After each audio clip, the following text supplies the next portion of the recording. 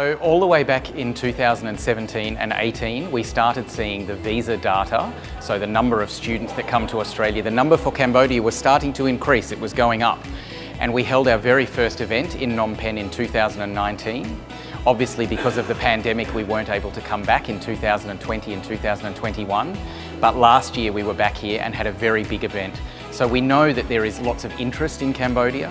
Cambodia has a very big and growing middle class, and a lot of those parents are now looking for international opportunities for their students, and Australia is a great destination for them. It's safe, secure, and also very close to Cambodia. And there's already many Cambodian students who are studying in Australian schools. So this event this year hopefully will be very popular again. And we love coming to Cambodia. We have great interactions with the families here, and we think that Australian schools, particularly the ones that are in the room today, offer a fantastic opportunity for Cambodian families. So what we know, and I used to attend these events actually working for a school before I started working at AEAS, and one of the really important things is that sometimes the decision, particularly for school-age students, is not made today at this event, but it plants the seed. It gives them the idea, and it gives them that food for thought about where to next. And so many of the conversations that will be happening in the room today might not lead to the student going to Australia next year or even the year after. Sometimes that can be quite a long process for school students. So I think the biggest takeaway for families today is actually that it's an information gathering opportunity. They have an opportunity to meet with 10 top Australian schools, ask questions in a non-committal environment. The schools are not wanting the families necessarily to sign up and enrol right today. It's all about just giving them information and opportunities to find out more about what it means to study in an Australian school, what planning they might have to do around that, and what the application process looks like. So it's a really great day for families just to come in, learn more, have a very casual chat with the schools. In particular, the schools love meeting the children that eventually they may enrol. They get a real kick out of learning a little bit more about the children. So I think that's the key takeaway, that it's just a great opportunity to gather information and help that thought process for the parents.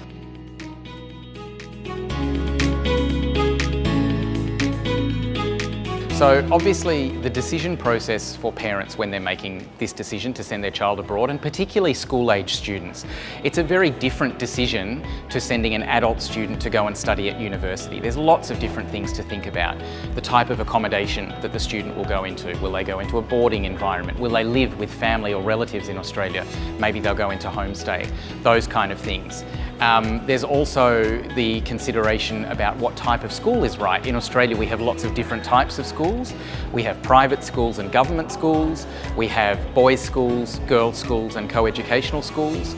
So Cambodian parents really need to get an idea in their head about what are those differences and what suits my child. I think one of the key things that families coming out of today's event will find from their discussions is that the focus in Australia is not only about academic results. The focus is very much on making sure that the students' overall well-being is cared for, because what we know from many, many years of experience of hosting international students, when students feel happy, when students feel safe, that's when they perform at their best. So I think that's probably one of the key things for Cambodian parents to consider. It's all about matching and finding the right school. And that's why a day like this is really important, because you can have those discussions and the staff give the families a bit of a feel of the school. They feel a little bit of what it's like to be a student at that school. I don't think there's one option that suits every student, and that's probably the hallmark of an Australian school education. We don't take that cookie cutter approach. We don't believe that every student must learn exactly the same thing.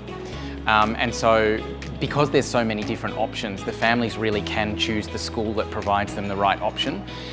Things like the International Baccalaureate, this Australian high school certificate is very widely recognised around the world, which means that those students can go on to study at universities all around the world, come back to Cambodia, work in the family business, do whatever it is that they want. So it's very difficult to make a statement about what is the most popular option for Cambodian students. I think what Cambodian families who come to Australia are looking for is that choice. and I think that's something that we offer that maybe some of the other competitor destinations like the United States, the United Kingdom, Canada, maybe don't offer as well as Australia does. In Australia there's over 400 schools that can accept international students, and they all offer something a little bit different.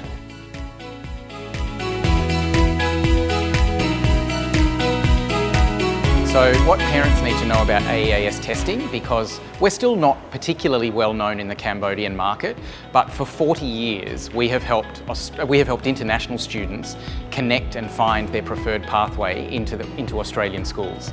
We're different to other popular tests like IELTS or TOEFL or PTE. Because those are tests for adults and for university students. Our test is specifically designed for school-age students, so the content of the test is appropriate for young learners. And what it helps those young learners do is demonstrate their skills, not only in English, but also in general ability and mathematical reasoning. And the schools in Australia use the results of the test to help them make decisions about what are the right students to enrol and which supports do they need to put in place to make sure that students, Cambodian international students, are well supported in the classroom and achieve at their very best. So the test is available here in Cambodia. Students can take the test in Phnom Penh, and there's over 300 schools in Australia that accept or require the AEAS test as part of their application procedures. So what we say to families is it's best to take the test early because it's a planning tool. It helps families understand where their student is currently and what the student might need to do in terms of preparation to get ready and study in their Australian school. So test has been around for a very long time. The results are highly accurate, but the thing that parents need to know is that it's specific for school-age children. It's not too difficult, like an IELTS test, but also those other tests are not recognised for Australian school entry purpose. It's all about AEAS testing.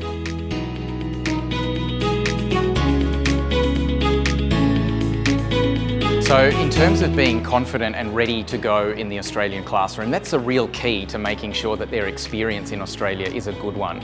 I think if you put yourself in the shoes of an international student, there's so many things that you have to consider and think about when you're moving into a new environment. To have one less worry and understand, I'm going to be okay. My level of English is fine and my general ability is good. The schools understand where I have strengths and where I have weaknesses. Not only for the parents to understand that and to plan the right pathway, but also for the student to feel confident and happy and know that when they travel to Australia that they'll be ready for success in the classroom. As I mentioned before, there's over 300 schools that use the results of the test, and they've done that for 40 years, many of the schools, because they trust the results of the test. They know that the test results are accurate, and what that means is that they can also help the students to plan the best pathway. One of the key things that comes out of the test result for AEAS is what we call an ELICOS recommendation. Now, some parents may have heard of ELICOS. In Australia, that's the way that we refer to our intensive English language preparation, and students do that before they then move into the mainstream classroom. And one of the great things about the AEAS test report is that we make a recommendation on how many weeks a student should do preparation before they start in the classroom. So that's just another step to make sure that they're really well prepared, and when they come into the classroom they can hit the ground running. In terms of preparation for the test, we have a couple of different options there. We have online practice tests, which parents and students can purchase from our website. And we also have hard copy practice material, so a booklet that students can pretend or practice taking the test. We only ever get the students to practice the English component of the test. Those other components, they shouldn't take those because those are psychometric tests. They're not really designed to be practiced. We also do have preparation courses. So students, we don't have a partner on the ground in Cambodia at the moment, but Cambodian students, if they would like to do a preparation course, can do it online with one of our partners based in Melbourne. I just think it's really important for parents to understand that Australia does offer opportunities for school-age students to study in Australia. I think lots of parents know about university options and college options, but it's not as widely known that school-age students can actually study in Australia. One other really important thing is many Cambodian families will be aware that the Australian government have recently made changes to how difficult it will become to get visas for Australian universities. The really good news is that schools are not affected by those changes. So Cambodian families might like to start considering sending their children earlier, not only because it will help them get into those top universities, but also they have a much longer time to perfect their English, they then build up a network of friends who will go to university with them, and they also have a better understanding of what it means to study and succeed in an Australian institution, whether that's a school or whether that's a university. So there's still lots of opportunities, particularly for school-age students, to have a really wonderful experience in Australia.